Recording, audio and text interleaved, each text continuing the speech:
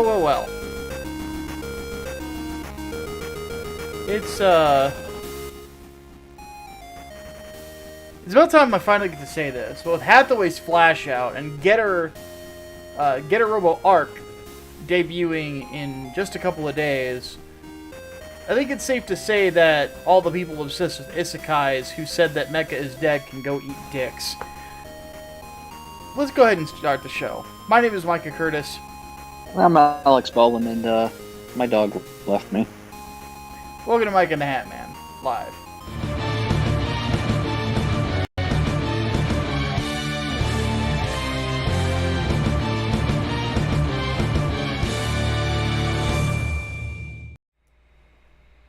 Alrighty, Hatman. Tell us what you thought about Invincible. Oh man, what can I say about Invincible except that is a wild ride, and I was totally not expecting J. Jonah Jameson to be a superhero. Nah. I mean, it looks just like him. Like, come on, man. They had to have cast J.K. Simmons on purpose. Somebody somewhere was like, hey, does anybody else think Omni-Man kind of looks like JJ? And so, of course, they pursued J.K. Simmons for it. Yeah. That is real. That has to be. I will not accept a reality in which that was not the case. But anyway, my God, this show. It's weird because I went into it sort of knowing some more of the twists of it, like who is the true villain of the series, the stuff like, the think mark memes and all that stuff. I knew about that, and it did not impact my enjoyment of it at all. It was still good. I liked it a lot. It's, I think, the best possible way that you could do a deconstruction of the superhero genre, because it's simultaneously a deconstruction of those tropes while invocating and celebrating those tropes. And I love it. It's great. And I don't think I can talk about it anymore without a spoiler tag going up. So really quick, I guess it's time to put the spoiler tag up. Before I throw it up, let me say this. I actually maintain that because it is such a celebration of the superhero, as well as a deconstruction, it is not a pure deconstruction. Oh, so, no, absolutely not. And that it's not pure. That is part of the reason why I find it so enjoyable, is because I'm sick of deconstructive stuff. This really does a great job of really being able to pull the superhero story apart without making it out to be like, oh yeah, superheroes are dumb, look at me, I'm Mark Miller. Shots fired. Spoiler tag is up, Hatman. Hit it. Okay. Spoilers out. Amber's a bitch. Oh, fuck her. Dude. Good God. They made her worse than she was in the comics. Like, what in the hell? How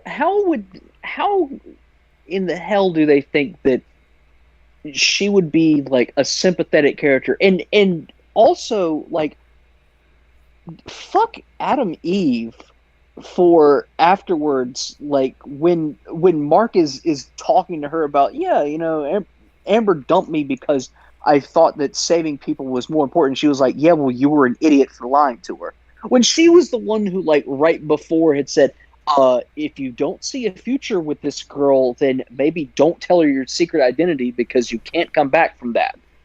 Like, fucking, what the hell, man? What the actual hell?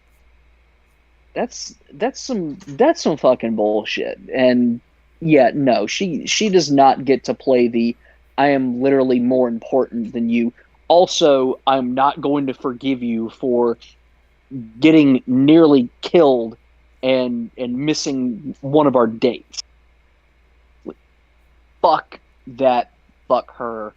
And I do know some about the comics, so I'm hoping that she'll get out of there next season for the real relationship.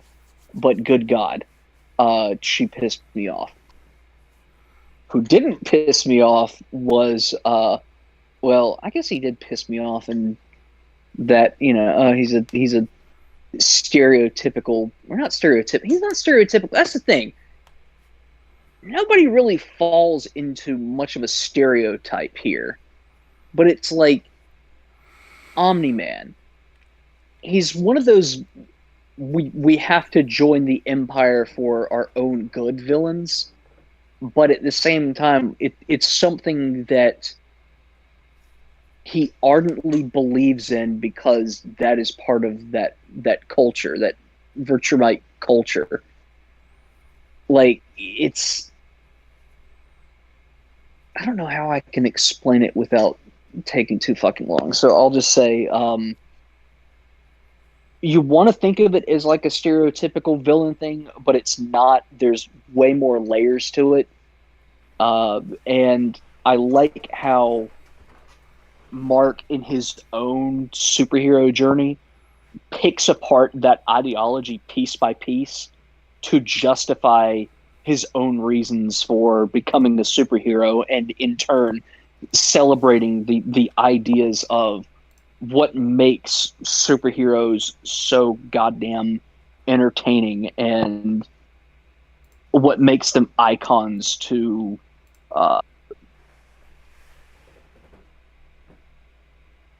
hold in high regard, for lack of a better term.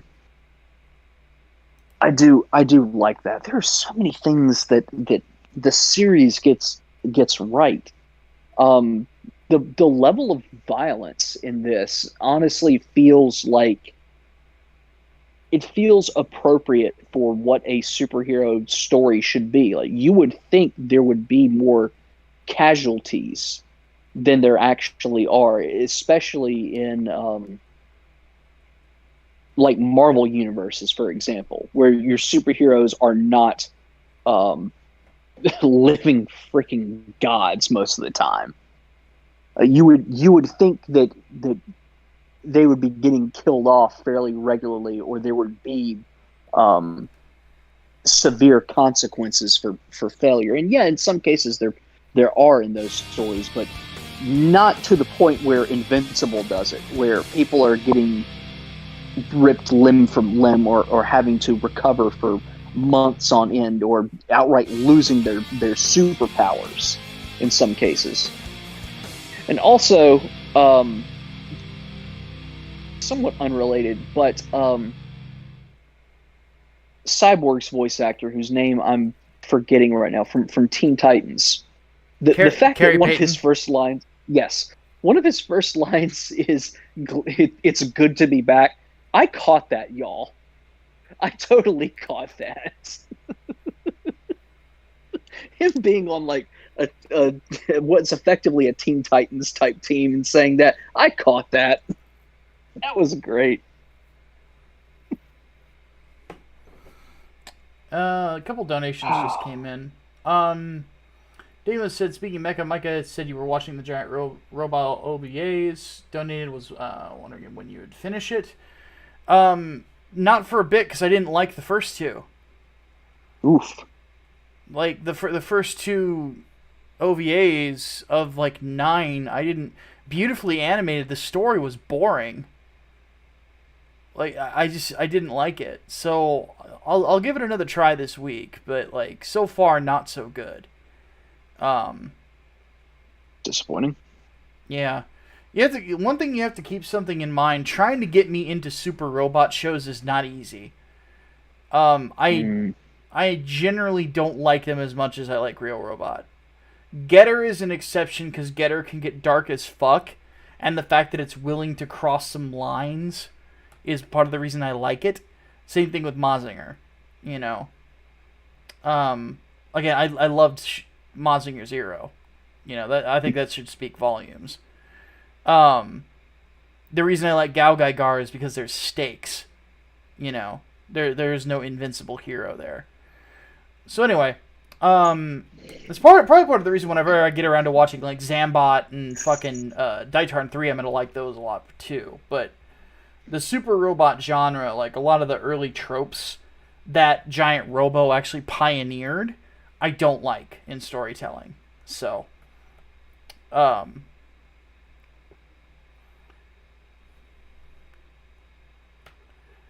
let's see here. Um,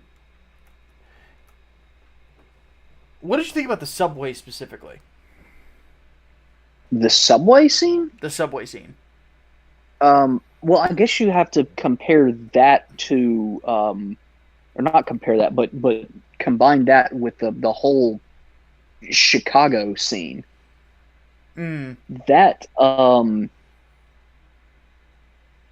That evoked a sense of like, it's weird because Mark holds his dad in such high regard, Yeah. and yet that scene, and then something he says afterwards, the infamous, why did you make me do this speech? Those are all things an abusive parent would say, or abusive person in general would say. You did this. This happening which is obviously my fault, is not my fault. It's your fault because you weren't good enough to stop me from doing it. Yeah. You made me do this.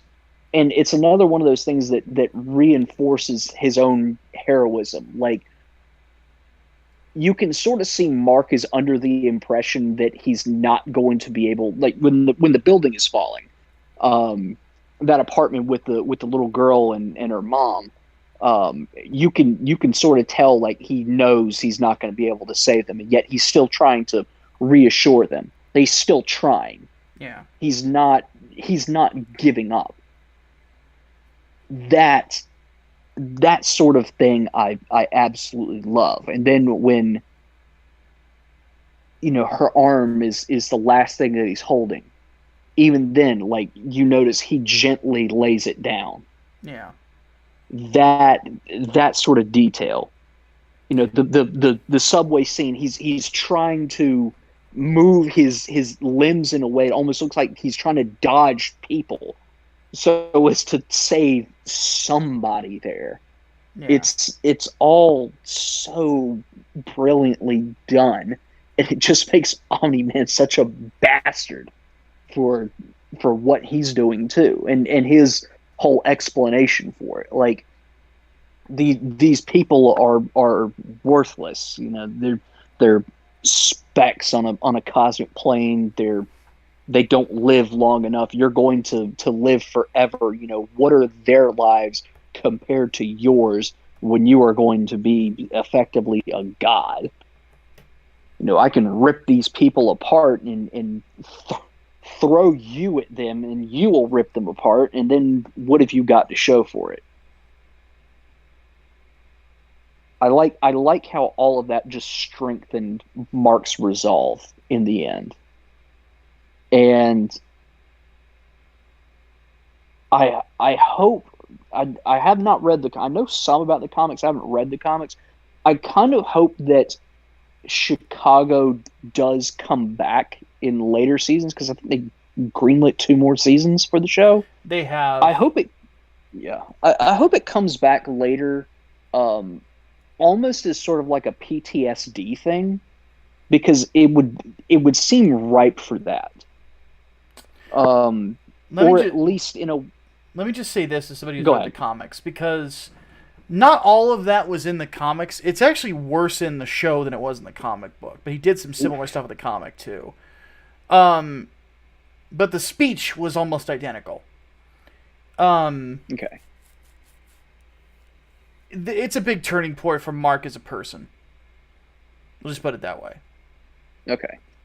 So I'm kind of hoping like one of 2 things, or maybe even both of them, that it'll get brought up again as sort of like a PTSD thing, and it will affect how he does um, try his best to save people even against what seems to be impossible odds. Mm-hmm. The true superhero thing. Yeah. But also, I'm kind of hoping that it forces him to reconcile the idea of killing a villain and how it takes that forward. And I know we've argued before over whether or not like it's a true superhero trope to save the bad guys, and they did try to save Doc Seismic earlier in the series. Yeah. But this idea that, you know, yes, someone can cause catastrophe on such a massive scale, like, would it be better just to kill them outright? Like, I do hope they look into that some. And from what I understand from the comics, they do cover that a little bit? No, a lot. A lot of it. Okay, A so lot then of it. hopefully they will cover it in a good way. There's a lot of life and death discussion in Invincible. Sweet. Okay, that's exactly what I'm hoping for. It's a very deep That's exactly comic. what I need. It's very deep. I need to read it. It's amazing. It's like, what, 140 issues? Something like that. Like, it's awesome. Like they're all in omnibuses now. Part 1, Part 2, and Part 3. It's a phenomenal comic book. It's one of my favorites of all time. So, there you go, folks. Recommendation from Hatman and from me as well. I already reviewed it absolute once, recommendation. But... Yeah, absolute recommendation. It's just 8 episodes. Like, it's literally I binged it in a day, and it was one of those things where my friend came over and was like, "You're gonna sit your ass on the couch and you're gonna watch this. Yeah, you will watch this today," and I did. I didn't have a choice, but I don't regret anything. Yeah. A couple donations came in. Chaos Sonic $300 says, Hatman, I already knew about Invincible's twist because I read the comics all the way through. Though, did you know that Invincible had a crossover with Spider-Man? Yes. Yes. I did know that. And then Bobcat $303 says, also a rare example of Western comics employing synergy like manga does. The comics sold out instantly everywhere when the show dropped. Faithful adaptations work. Indeed. Something that mainstream publishers can learn from. Yeah, but don't looking at you, Milkshake Crew. Don't expect them to name 5 Spawn villains. Apparently, it's apparently not knowing shit about comic books is a big W if you want to work in comic books. Anyway,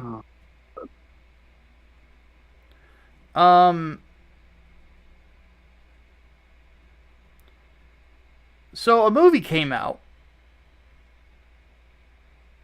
just a couple days ago. I've been looking forward to this movie since it was announced last year. Because for those of you who, if you've been paying attention, you know that I'm a big Mobile Suit Gundam fan. And not only am I a big Gundam fan, but I was very happy with it that they were making a movie out of one of Yoshiyuki Tamino's last stories that hadn't been adapted yet. The story of Hathaway Noah. Now, for those who don't know, Hathaway Noah is the son of Bright Noah, who was the captain of the White Base in the original Gundam. Hathaway also he's first introduced in Zeta, where he meets Camille. And then he's a little kid there. Then you see him again in Char's Counterattack when he's a young teenager. And there's the whole thing between him and Quest. In this one, it is many years after Char's Counterattack, in Universal Century 105. So we are 26 years removed from the 1-year war. And this is about 12 years from Char's Counterattack, 9 years from Unicorn. Hathaway Noah at this point is a grown man, studying to be a botanist. And the story starts off where he is on a flight from the colonies back to Earth. where there's quite a substantial amount of Federation officials on the plane, shuttle, whatever. They're accosted by terrorists from a group called Mafti. Mafti has been making the rounds because they have been hijacking the airwaves and are basically a substantial terrorist group that is anti-Federation. Not in the Xeon sense, but in the sense of the Federation is corrupt as fuck, we're going to overthrow them. And from there, on this shuttle is, of course, Hathaway Noah, and a Federation forces captain who is now going to be the head of a group, of a unit that is meant to bring down the Mafia organization. So, between the two of them, this captain and Hathaway, they managed to thwart the terrorists, capture a few, kill the rest, and land safely in the Philippines. It's at this time that a little bit game of cat and mouse happens, because the organization of Mafti is run by a man who goes by the name of Mafti Nuve Aaron. The real name of Mafti Nuve Aaron is Hathaway Noah. And the Mafti organization at the beginning was a fake. But it complicates things because it is part of an operation that he has created, or that he has started, to assassinate several heads of the Federation government. And from there, it is basically... Oh, and the captain's name is Kenneth Slegg. What happens there is basically a...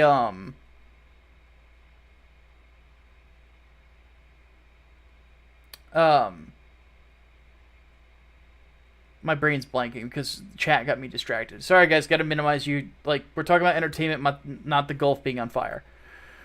What happens afterwards is basically Slegg starting his job as the guy who's going to be hunting down Mafti, and Hathaway trying to get this organization moving and continuing their plans. One particular thing that happens is when they actually go, when the organization goes through with their scheduled attack, he's on the ground and basically has to survive a mobile suit battle in a giant city that starts at the hotel he's staying in. Needless to say, it is a pretty crazy movie.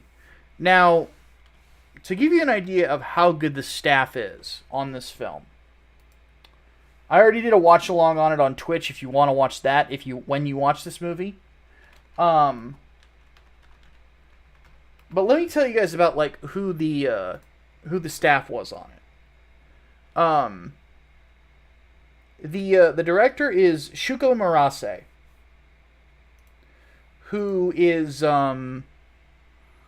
who started out, oddly enough, working on Samurai Troopers, and then has worked with Yoshiyuki Tamano, who wrote the original Hathaway's Flash story. He's worked with Tamano and known Tamano for years. He started working underneath him as a key animation director for Gundam F91. He also worked on Victory Gundam as an animation director. He was a character designer on Gundam Wing. But here's what he's really known for those of you who aren't big Mecha guys. Witch Hunter Robin. He was the director. He directed some episodes of Samurai Champloo. And he was the director of Ergo Proxy. He also did another movie called Genocidal Organ that I had heard a lot about. And wrote the screenplay for it. And when I watched that movie, I knew that Hathaway's Flash was going to be good, because it was the same animators that were going to be working on this, directed by a guy who knows animation very, very well, obviously, because Ergo Proxy, Samurai Champloo, Gundam F91, Victory Gundam. Even though I don't like Victory, it is well animated for a weekly TV show. Like, these are all very well animated features. The composer is Hiroyuki Sawano, who some of you would probably know from Gundam Unicorn, Attack on Titan,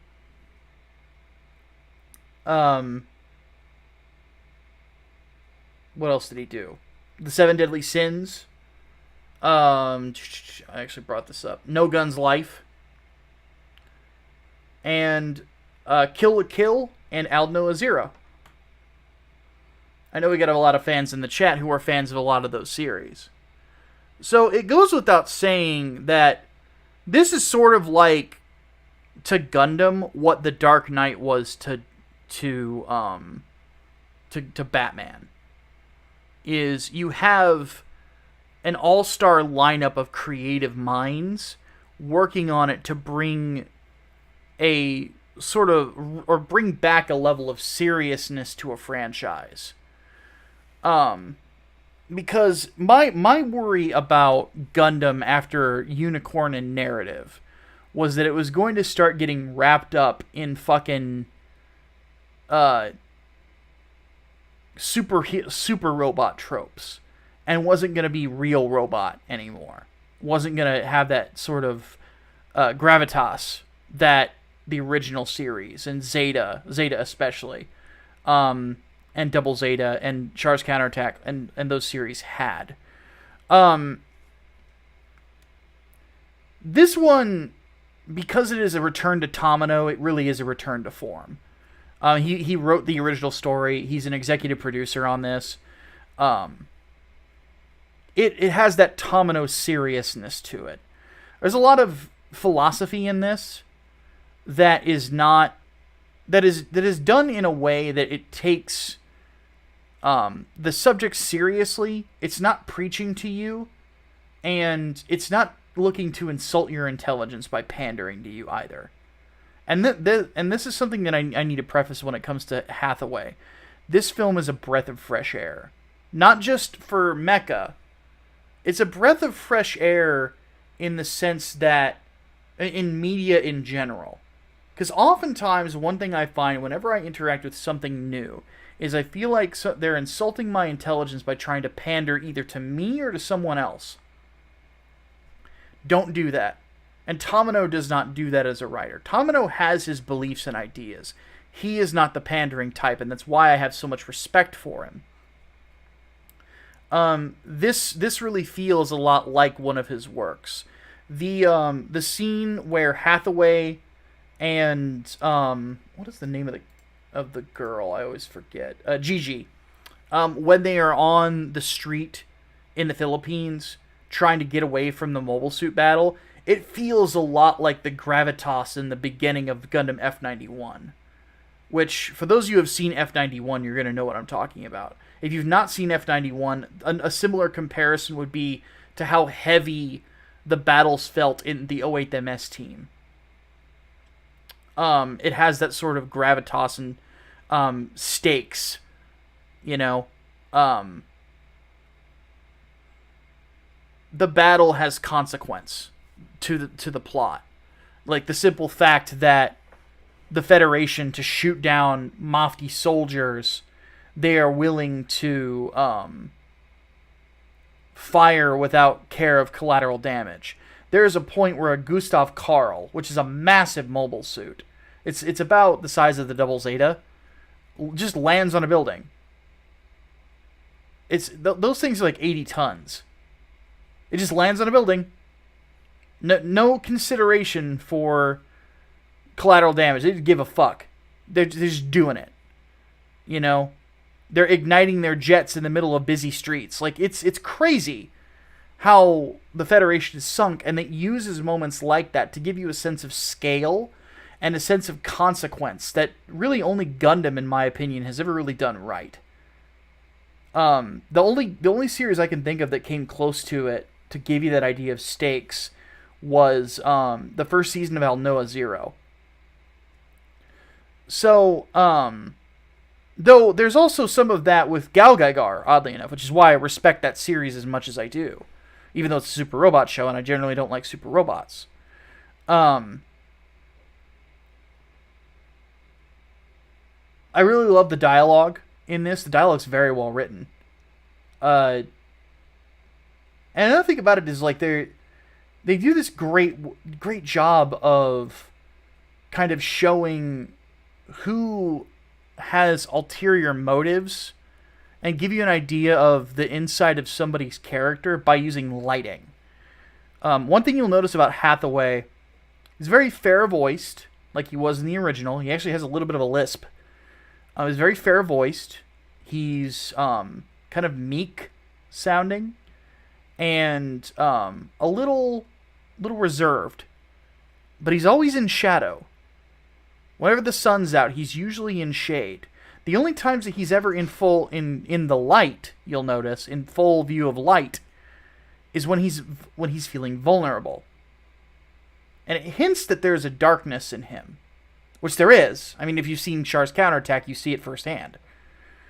And it's what's driving him to do what he's doing. And the scene where he picks up the Sea Gundam, which is you see right in front of me, has a tension to it. Again, that you just don't see anymore, and I loved it, fucking loved it. So, before we get into spoiler territory, this obviously gets a recommendation from me. I gave it, when I did the watch, like my initial impression, my first watch through of it, I gave it an 8.5 out of 10. When I was sitting with Xavier, I stand by that score. It's not going to change the world, but it shows that Mecha is a series to be taken seriously, or it's a genre to be taken seriously, the real robot genre especially. And on top of that, it really shows that Gundam as a series, as a franchise, has legs for a long fucking time, and isn't going anywhere. I cannot wait for the whole trilogy of these films. It's going to be great. So, now for spoiler time.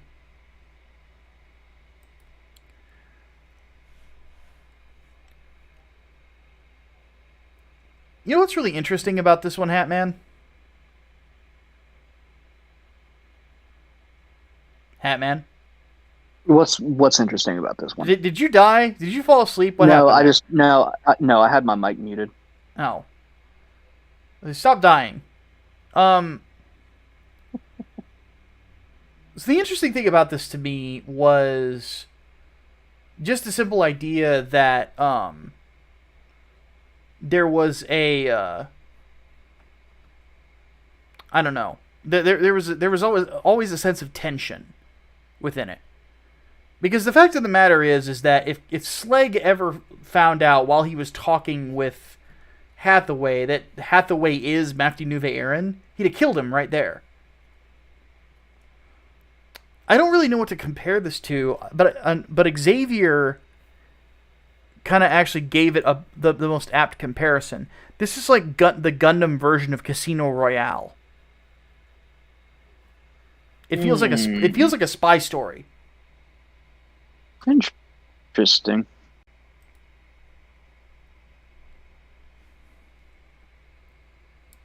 Another thing that I should mention is the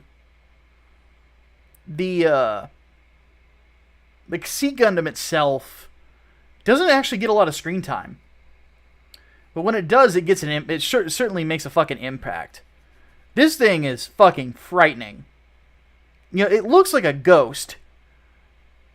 Like when it comes out, the scene where it is first revealed is very different than any other. This Gundam is revealed tearing itself out of a capsule, basically, like a fucking monster, like a kaiju. You know, and if you look at its hands, they're structured a little differently than your standard mobile suit hand. You know, and it's shockingly fast.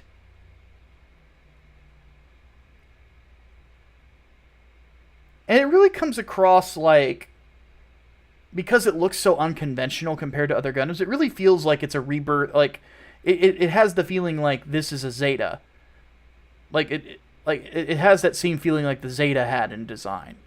Where it's just fucking mean looking because of the subject matter. In a lot of ways, I would say that this had a similar tone to Zeta Gundam. Because it's about, you know, a former Federation, well, in this case, the son of a Federation captain,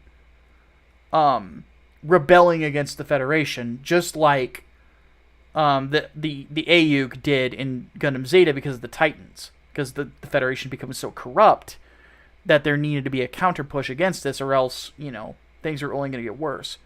And that's basically what Mafty is doing here. He's basically saying that the Federation has to end. Because it's too corrupt, and what it did, it almost destroyed us. And he's also making the point that says that the Earth is pretty fucked. We're looking at a point where they're like within 1,000 years there will be a food shortage. And oddly enough, if you've seen Gundam Reconquista and G, which is set 1,000 years after this, it's Hathaway predicted it. He actually got it right. It's written by the same guy, too. So, and he's basically saying it's like humanity's going to have to take over the solar system at this point. Or else we're not going to survive as people. Which, again, like if you've watched F91 or Crossbone, you realize that there's truth to that, too.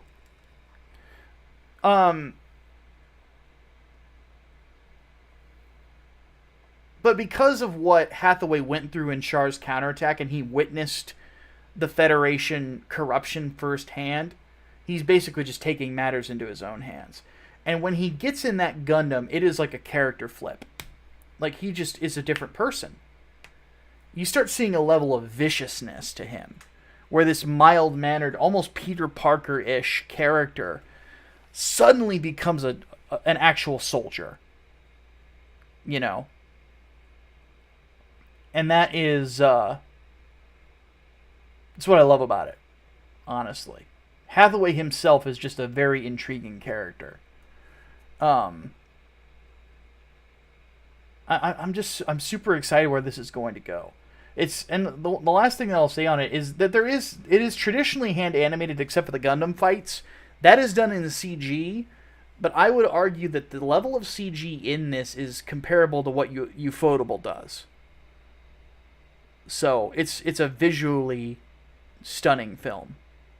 So again, folks, if you haven't seen it yet, go see it. Japanese, English. The English dub is really good. But if you prefer Japanese, go for it. It's out, like, there are some places where you can import it on Blu-ray. It's also on Netflix. So, yeah, this is best. Sister Bex puts it pretty well. Hathaway becomes the new Char when he's in a Gundam. But when he's outside of it, he acts more like Amuro. It's in a sense he's inherited both roles, which I find so intriguing. All right. We didn't even get to our topic for the week, because I had a lot to say about that. Looks like we're not doing two truths and a lie this week, which is fine. Thank you to all of you who have been so generous. In fact, I know I missed a donation. Chaos Sonic threw in a buck and said, rumor is SSSS Gridman is going to be in Super Robot Wars 30, which is the closest we'll get for an Ultra Rank crossover if true, and you skipped the first donations about the Emperor. Oh, he said just as Getter Emperor is getting ready to awaken, Mecha was hibernating, getting ready to awaken. This is true. Yeah, Getter Robo Arc comes out not too far from now. So, just in a couple of days. And I am very excited about that, too. Alright. Time for the Q&A.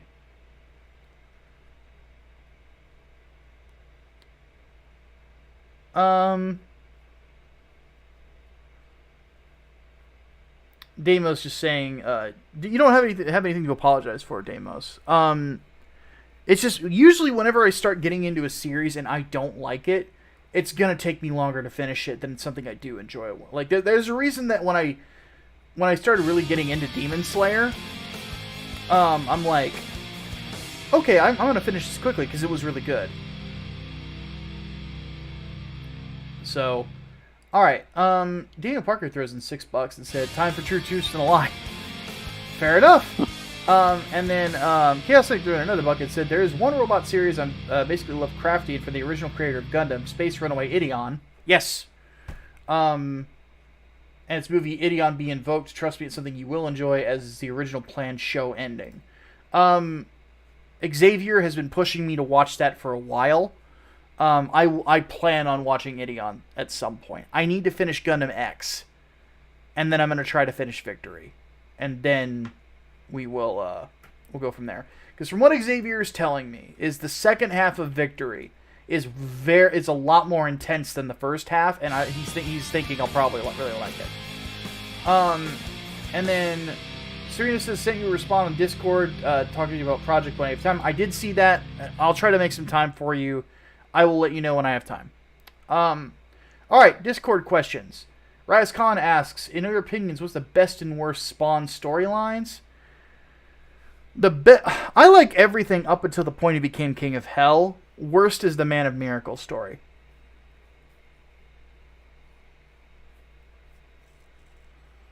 Hatman, have you read much Spawn? No, I have not. So Hatman can't answer. So there you go. Holy Ninja asks for entertainment, what mecha series would you want in the next Super Robot Wars? It's not so much what I want in it, because a lot of the stuff I want in it has been quasi-confirmed. I saw that they're putting Gundam narrative in there. Get that shit out of there. No. And another mistake that I noticed that they're making, it's the first one that's going to get a pure Western release, apparently, and there's no Gundam Wing, there's no Gundam, or G Gundam. That's a mistake. It's a big mistake. Just having, like, Universal Century Gundam, because, like, Victory Gundam's going to be in there.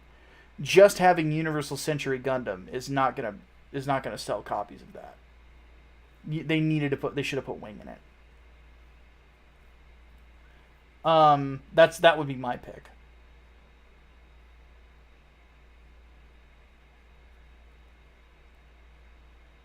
Hatman, would you have a pick? No, not really. Okay. Daniel Parker wants to know, do you think if William Shatner had been able to make Star Trek V the way he wanted to, it would have turned out better? That one's on you, dude. I have no clue what he wanted to do. I'm not a Star Trek person, so yeah. So I guess the answer is we don't know. No idea. I've always been a Star Wars nerd.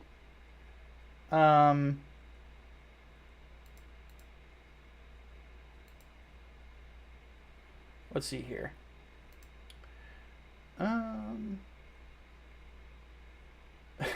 SGD says, do you decide who is best girl based on personality or appearance? Yes. Pretty much. For me, it's whichever female character is the most interesting, and if she's good looking, yeah. That is why. It's also part of the reason why I really like Double Zeta Gundam so much. You know, the Haman-sama Bandai is a fun joke, but Haman is a great character. I really like her. Though after I read Char's Deleted Affair, I liked her a lot more, because I understood why she was the way she was.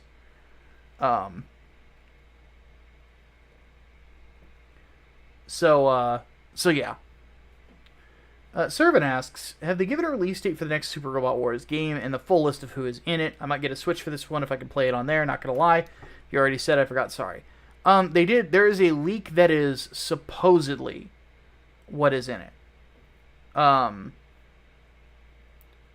And basically, Universal Century Gundam all the way up through Char's Counterattack, Gundam Narrative, Gundam Victory, Elgheim, Getter Armageddon, which we saw that in the trailer. We saw Amuro in the trailer too in his Char's counterattack suit, so we knew that that was going to be there.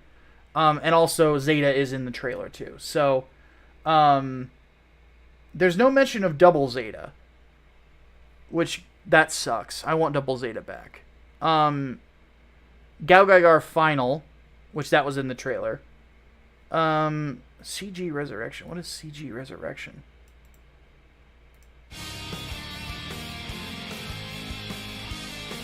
Oh, Code Geass.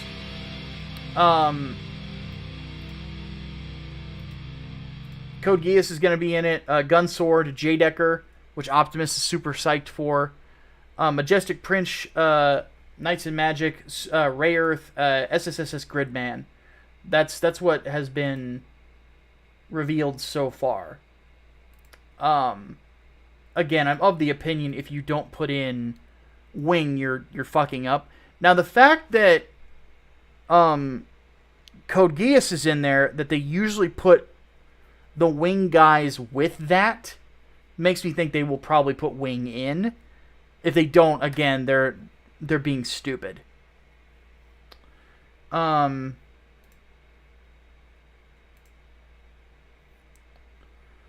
see here.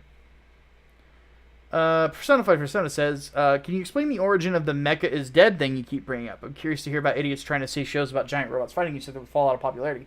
It was during the boom of Isekai. And when Isekai was huge. And there was no Mecha. It came from fucking, who's that guy? Gigic was the first guy to start saying it. Was that Mecha was dead. And Mecha fans obviously got pissed off. So, it was always going to come back. It's just, it's going to take time. You know. Hardboiled asks, have we heard about Quentin Tarantino this week blasting Hollywood for constantly putting politics over story and art? Yeah, I saw parts of his interview on Joe Rogan. It was good. It was on point. Yep. Do you see him maybe working with the Daily Wire or Gina Carano? Probably not. Probably not. Melee Brawler says, what fighting game series would you like to see crossover that hasn't been done yet? Mortal Kombat and Killer Instinct.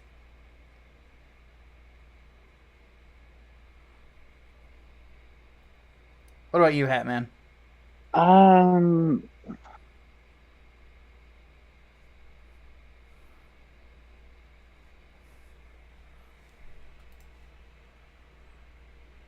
The only thing for some reason I'm thinking of is like Godzilla and Primal Rage, but honestly, I think just like a general kaiju crossover fighter would be freaking awesome.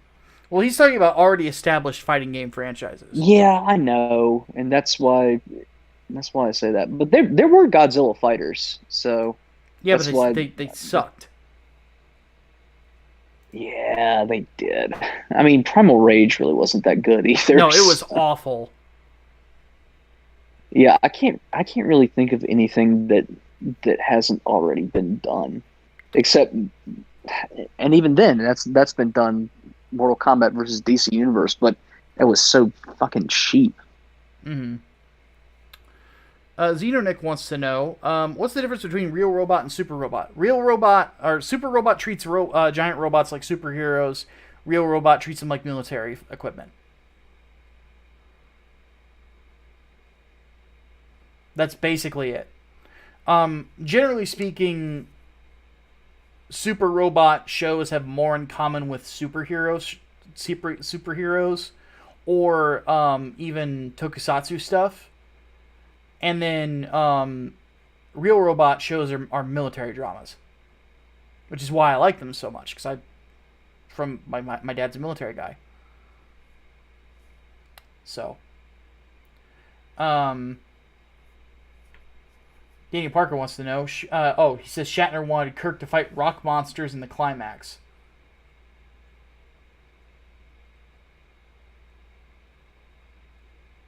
Anyway,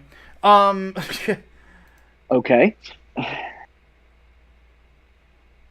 oh, Servant throws in a buck and says, some of Shatner's idea: Enterprise is captured by Satan. Kirk has to rescue them from hell. Event Horizon Star Trek edition. Okay.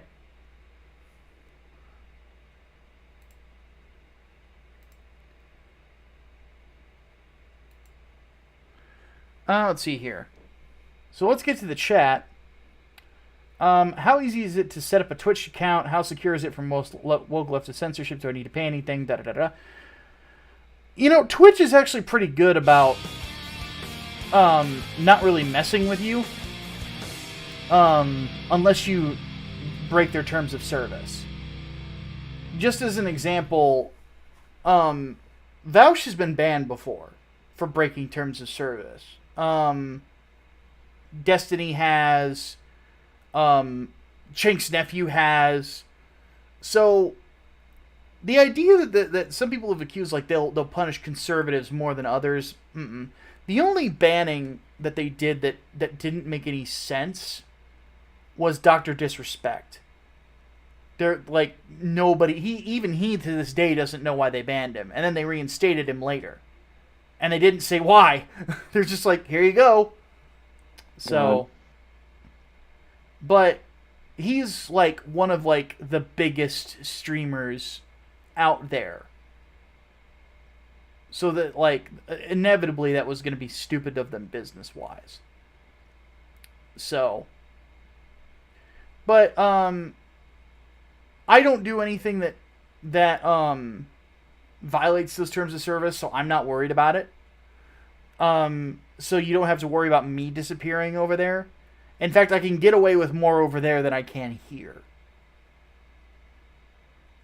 So, and then, does it cost you anything? No, but if you want to subscribe to the channel, the more subscribers we have every month, I can unlock more emotes and things like that for you guys to use in the chat, which makes it a lot more fun. So You get to use your own buttons, basically. yeah, exactly. I really enjoy streaming over there as compared to YouTube, honestly. I've also, like, normally I don't deal with as many dipshits on Twitch. You know? Let's see here. Chaos Sonic brings up in One Super Robots, there's a one where Lelouch has a Wing Zero version called Rebellion. Yes, I have seen that. Miguel Barrera asks, did we hear about the charges against Bill Cosby being dropped? Yes. And that was going to be our topic. Yeah, that was going to be the topic, but we went over time. It made sense for why they were dropped. Yeah, that the prosecutor and the judge kind of fucked up, like constitutionally fucked up. Yeah. You don't do that. You also do not run for office on the promise that you're going to prosecute somebody. That's a big no-no. It's a huge red flag.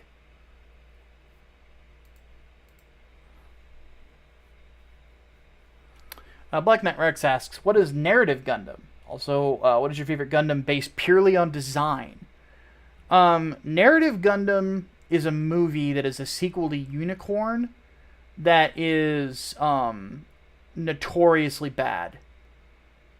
It was basically meant to sell variations of Gunpla, and the writing is just trash. It's considered one of the worst thing to happen to Gundam since Gundam Seed by a lot of people here in the West. Like it was very, very not good.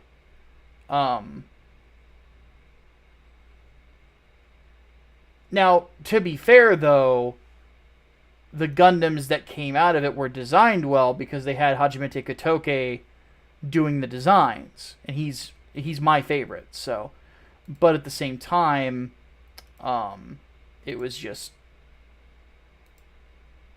yuck, yuck, yuck, yuck. I mean, and all the narrative Gundam is it's just a stripped down version of the new Gundam. Like it's so stupid. Name is Narrative Gundam anyway. Oh, it's just not good. Nothing about it sounds good. No. I'm glad I did not know about Narrative Gundam until now. I will continue not knowing about it. Yeah. So, the fact that they're trying to, basically put it into the whatchamacallit, trying to put it into fucking a Super Robot Wars game is not. It's very not good. Very, very not good. So.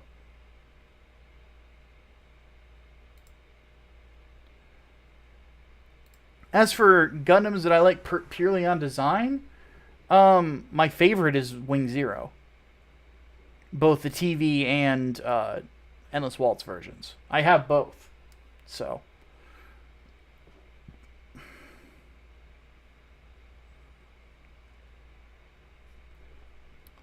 What else we got here? What if they added Zone of the Enders robots into SRW? I'd be down.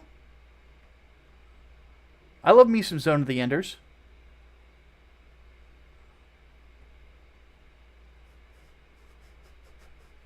Does Kojima still own the rights to Zone of the Enders, or that's Konami? Is that a Konami thing? Yeah, damn it.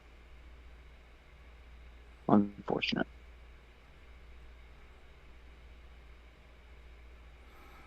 Let's see here.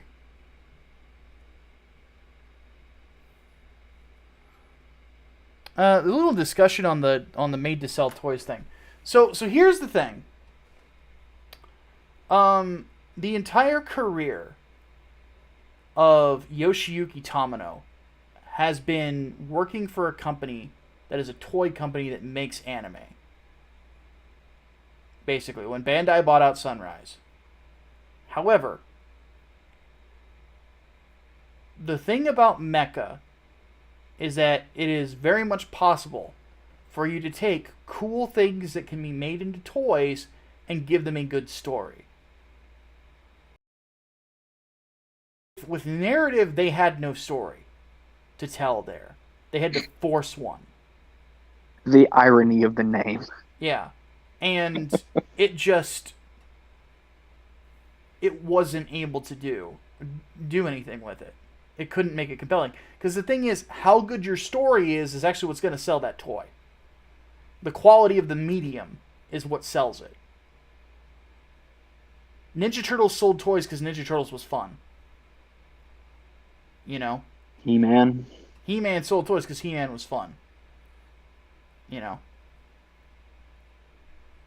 Gunpla, like, there's a reason that the Gundam Wing Gunpla sell out so fast. It's because Gundam Wing's good. Speaking of Gunpla, look at that. Look at that paint job. I can't say anything because it looks pixelated on my end. Well, everybody shame the Hatman then. I'm ashamed the Hatman's internet.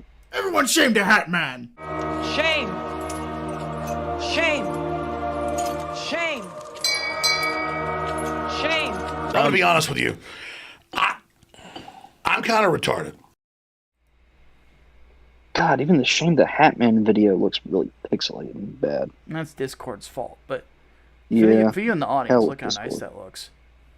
This paint job came out really, really good. Still needs a little bit more top coat, but once I put that on there, it'll be perfect.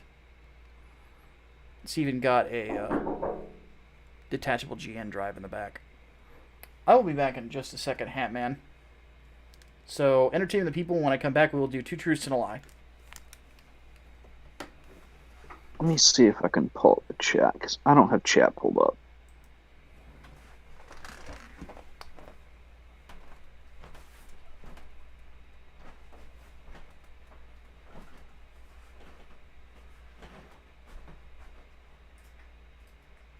Still don't know why I got shamed because my internet and because Discord being stupid. Me too.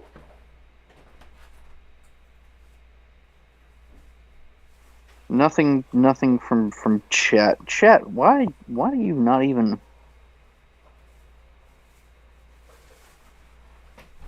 It would seem Trump likes some gunplay, considering the name of his social media. Getter.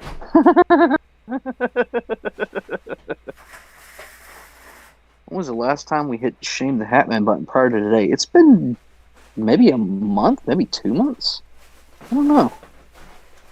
Kind of overdue, I guess.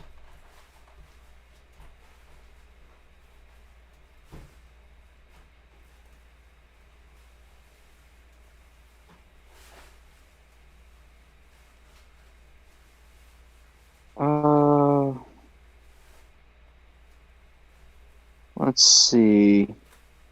John Weitzel, I think, yeah, we answered that question already. Have we heard of a manga or anime series called Record of Ragnarok? I want to say I've heard of it, but I know nothing about it, so. Anyone in chat have experience with Linux? Yes, I actually ran Ubuntu around 2010, 2011. Ironically, because my senior project in high school was about learning graphic design, and my computer killed itself in no uncertain terms. So I didn't want to buy Windows again, so I just went with Linux, and I taught myself GIMP, which is terrible. I hate GIMP. I hate it so much. But that was interesting. No, Ubuntu's fine. I hear good things about Debian and Mint, but that's like all the experience that I have with Linux. Eclectic asks, what are their opinions on otaku culture in general?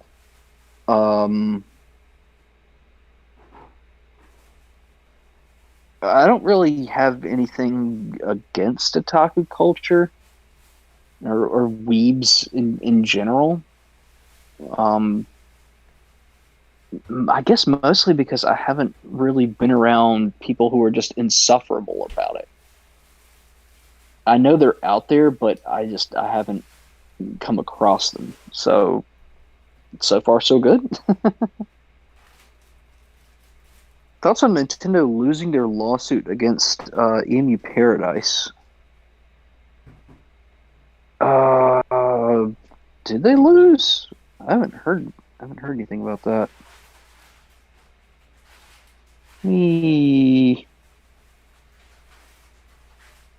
Go do a thing.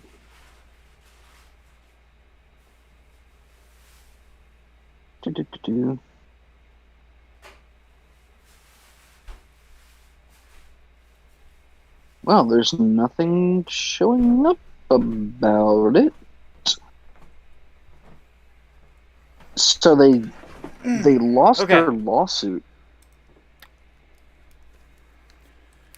Oh, Micah's back. So Micah is back.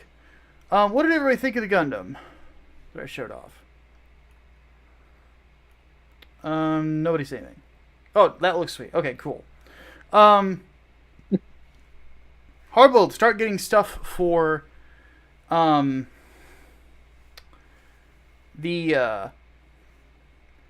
whatchamacallit. Overflow. Yes, for the overflow. Dirty Dan says, I lost a piece of my Curios. Can I get an F in the chat? Dan, are you on... You're in my Discord server, right? Yeah. I want you to do me a favor. If you don't find that piece, there's going to be a link in the toys and models section.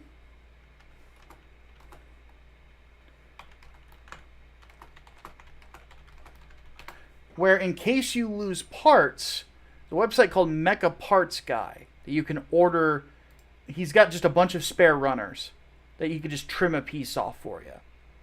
So, and Overflow will probably do within the next week or two. It's basically like once a month sort of thing. It's just been freaking. You guys gotta understand, like, Hatman's getting married, and on top of that, we're shipping out a comic, and we're about to start a new one. We got a lot on our plate. I'm also doing paralegal classes too. So yeah. God, I love how, like, the light refracts off this fucking paint. This took a lot of time to do, but the fact that it looks as good as it does is making me happy. So time for 2 truths and a lie.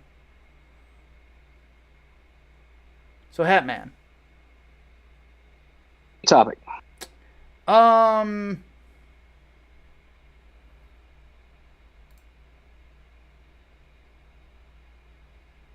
Shows you have watched. Shows that I have watched.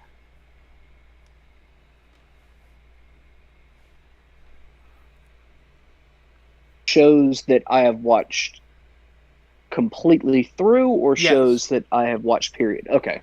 Shows that I've watched completely through. Let's see.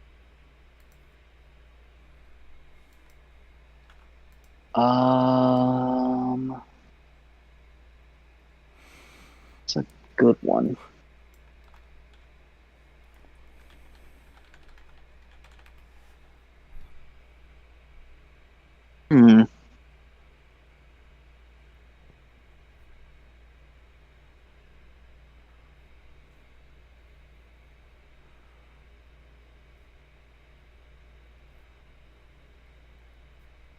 Okay, I've got a sci-fi, I've got a drama. Give me a third category. Third genre. Comedy. Comedy.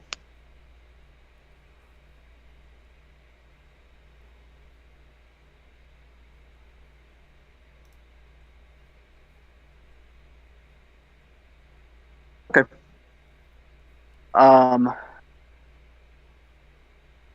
Twilight Zone, Breaking Bad, Futurama. So which one have you not finished?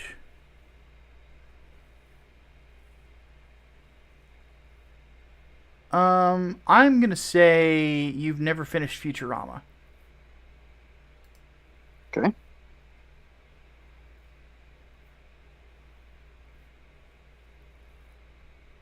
Chat, what do you guys think? Which one did Hatman not finish?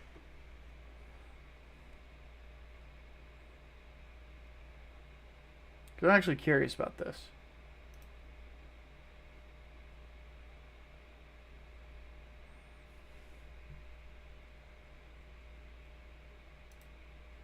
Oh, and for the record, this is original series Twilight Zone. This does not count any of the reboots.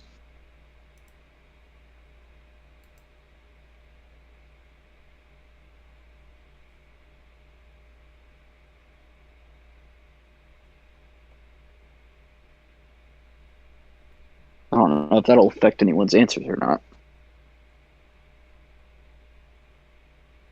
Wow, a lot of votes for the Twilight Zone.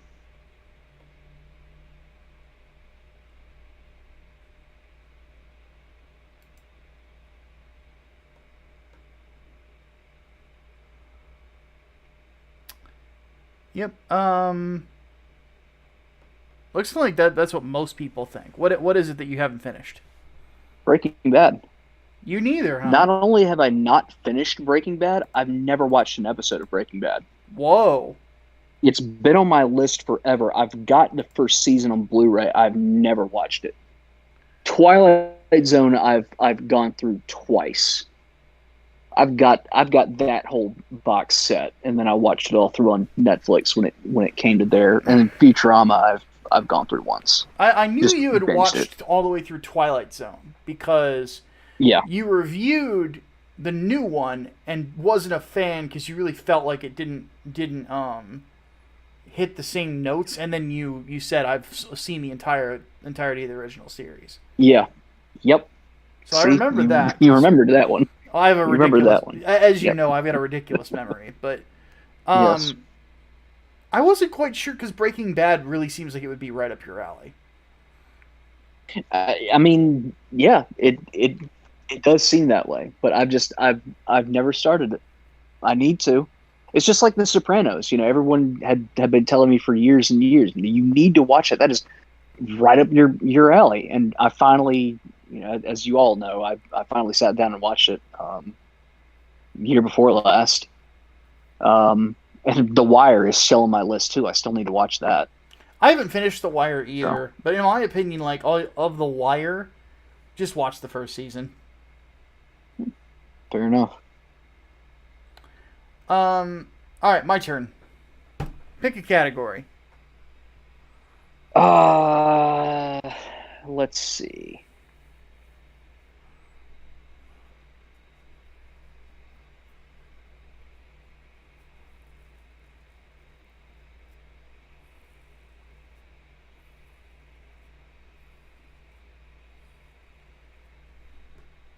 Okay, here's an interesting one.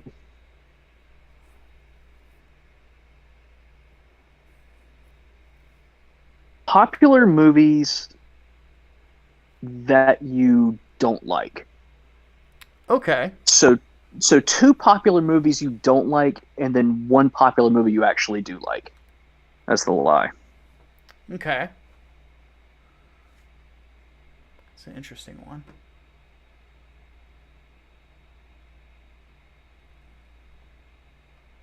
And I swear to God, if you put Twilight on there, Yeah, that would be a dead giveaway. it would. That takes a little bit of thinking. There are some popular movies that I hate.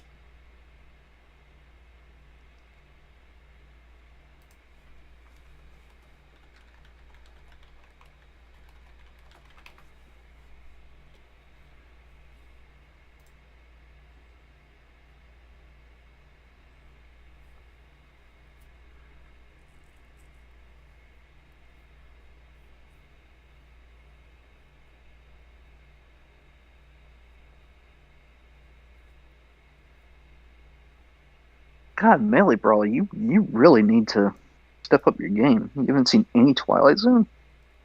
It's Only amazing. Futurama clips? Wow. Okay. And this has to be movies, you said. Movies, yes. Okay. Ones that I don't like.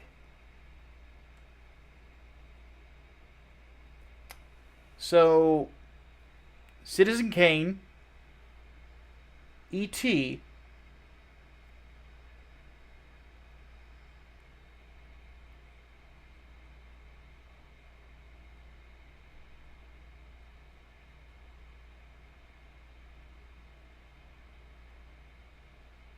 Uh-oh. and Patton. Stumbling on the last one.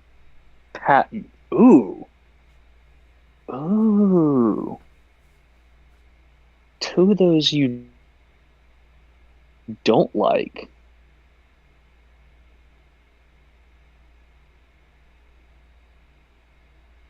Wait a minute, I think I got it wrong. So never mind. It has to be two of them that I hate, and then one that I do like. Sorry. Yeah. Because those were 2 that I like and 1 that I hated. So let's do this again. No, just go back and do that one. That one's fine. We'll just do that one. Keep it from being confusing. So you like 2 of them and hate 1. Yeah.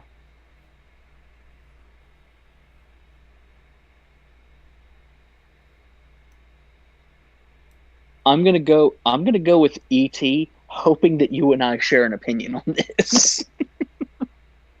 We do. I don't like E.T. Oh, thank God. I have never. I have always thought it was overrated. It's not a bad movie. I don't like it. Same. Just Same. something about it. I just never saw the appeal. I really felt like just friend like it's a friendly turd. Yeah, even as a kid, I didn't like E.T. Yeah, I never really got it. Like, Yeah, and it's among Spielberg movies, I mean, I like so many more of his films than that. Like, mhm. Close Encounters, I would say, is his best alien-oriented film. You know, and just when it comes to science, or even if you want a if you want a film that is this interesting like thing about aliens and first contact and stuff like that, and things along those lines, Enemy Mine. Mhm. Enemy Mine is the best pick. But no, I never found it that interesting or that compelling or that wondrous. Like it never clicked. Yeah. Never clicked with me. mean- Patton, I love because it's Patton. For those who don't know, Yeah. my dad served under Patton's son, and then I think my grandfather served under Patton. I think, if I remember right. That's a patriotic damn movie. Yeah. Rommel, you And magnificent Citizen bastard! Kane. I read your book! Now, Citizen Kane I threw in there because I don't think I've ever reviewed it on the show. And it's one that is considered the greatest film of all time, but not everybody likes it. But we did talk about it because I reviewed it Yeah, couple you months did. ago. You did. Yep. I didn't say much. We did. Yeah, but I do remember you saying it's one of the greatest films of all time for Yeah. a reason. Well, So I'm the like, cinematography yep. is still unmatched. Oh, in my opinion. absolutely. Like, absolutely. It's just the cinematography is fucking No, amazing. E.T. Oh God, I'm so glad. People always call me a weirdo because I don't like E.T. I'm like, watch E.T. and watch Mac and Me and tell me why E.T. is functionally different than Mac and Me, aside from the production value. Yeah. Just tell me how it's different and better. Yeah, because the thing about it is that like I have an incredible respect for Steven Spielberg as a creator. He's fantastic as a director. But like you look at his films like Jaws, Close Encounters, Raiders, Temple of Doom, Empire of the Sun, The Last Crusade, Hook, Jurassic Park, Schindler's List, Color Purple. Saving Private Ryan. Like, all of those are so much better than E.T. was. I like Munich more than I like E.T. Then again, I think Munich's underrated, so that's not fair. I'll give it this, though. It's better than Kingdom of the Crystal Skull. That's not saying much, though.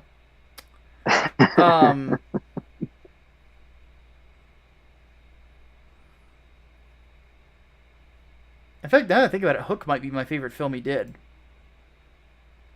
Hook was really, really good. I mean, even some of his more recent stuff, like Lincoln and Ready Player One, like those compare those to E.T. and you're like, why? I haven't seen Ready Player One except for the Mecha Godzilla versus Gundam fight, and that was fucking dope. It's a worthwhile watch. I mean, it can sometimes get up its own ass with like nostalgia overload, but that's part of the backdrop of the movie, so it makes sense. Mm-hmm. But good God though, Hook, like the big thing of that one is like the like the fucking direction and the casting is so good. Oh God, Dustin Hoffman is He's amazing as brilliant. Hook. That is one of his, if not his best role of all time. And who do you get better for an old Peter Pan than fucking Robin Williams? I miss Classic. Robin Williams. Like, seriously, he's one of the I do too. celebrities we've lost I legitimately very much miss as a personality. Somebody I was watching a stream referenced his golf joke from Live on Broadway. And I immediately started rehearsing it, and I'm like, I'm not crying, you're crying. Like, fuck, I missed this guy. He was great. Funny bit of trivia. Guess who one of the producers on Hook is? And it's where she made her name. Is it Kathleen Kennedy? It's Kathleen Kennedy. Kathleen Kennedy used to be a really good producer. At one point in time. A long time ago. Yeah, because she helped produce the Indiana Jones movies too, if I remember correctly. Yeah. It's just at some point she decided that politics was more important than quality. Huh. She worked very, very closely with Spielberg for a lot of years. And you look at like the stuff that she produced, she produced a lot of really good movies. It's just the fucking, like, her decisions on Star Wars have just been awful. Because, again, they're all politically motivated. They're not motivated by telling good stories. So, it sucks. Thank God for Jon Favreau. Yes. Completely agree.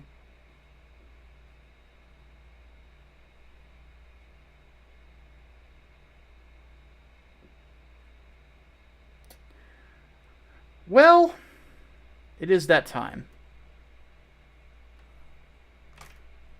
The time to bring an end to the show. For those of you who enjoyed it, if you haven't hit the like button already, please do so. We greatly appreciate it. If I end up deciding on the permanent move to Twitch for the live show, that decision will be made before episode 130, so within 2 weeks. Also, don't forget, Englewood Book 2 launches on Indiegogo on Tuesday. So, on July the 6th. And, you know, Hatman, you tell them why they're going to like Englewood Book 2. I've said it enough.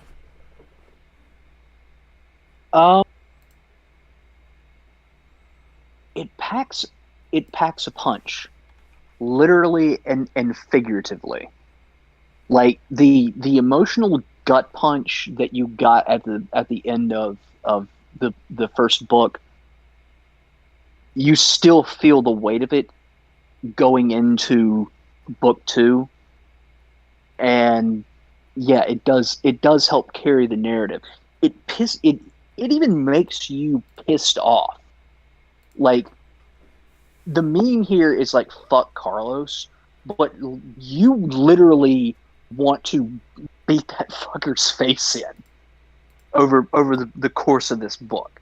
You really want, and there's some other people that you want to beat their faces in too, because it's I can't say a whole lot without spoiling it. That's the problem. I want to talk about it, but I can't give spoilers. It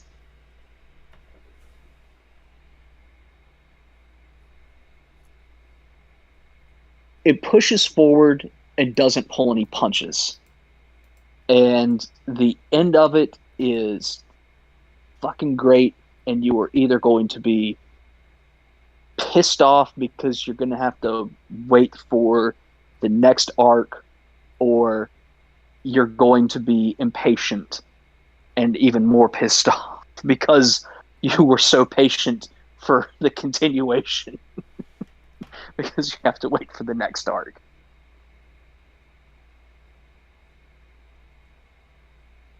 There you go. Basically, what I'm saying is this is going to sell you the book afterwards. All right, folks. I am excited but it is time for rest. Unless Hatman wants to play Vidya, in which case then it's time for Vidya. But 'cause we need to play Sea of Thieves. Food. Yeah, we need to play Sea of Thieves sometime soon. Well, I also need to get some hard drive space for freaking Sea of Thieves. Yes. I think I'm at like 98.9% filled up, so. Well, given that we can't do fucking crossplay on the goddamn Master Chief Collection, you might as well delete that shit. So, but we appreciate you guys coming out and hanging out with us. We will be back next week. But until then, my name is Micah Curtis. I'm Alex Baldwin, reminding you, 343 are lazy fuckers. Indeed. We appreciate you guys. Later.